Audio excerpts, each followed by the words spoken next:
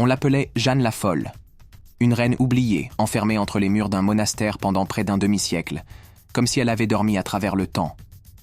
Était-elle vraiment folle, ou simplement une femme dont on a volé la couronne et la liberté?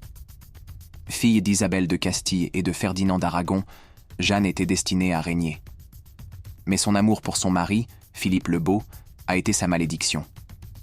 Lorsqu'il meurt brutalement en 1506, son chagrin est immense. On raconte qu'elle refuse de quitter son corps, qu'elle le fait transporter à travers l'Espagne, qu'elle veille sur lui nuit après nuit.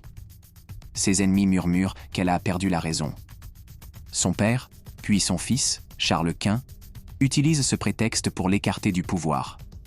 Enfermée au monastère de Tordesillas en 1509, elle y restera 46 ans.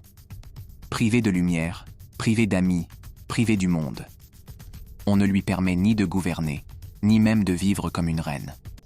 À mesure que les années passent, elle devient une ombre, une silhouette silencieuse derrière des murs froids.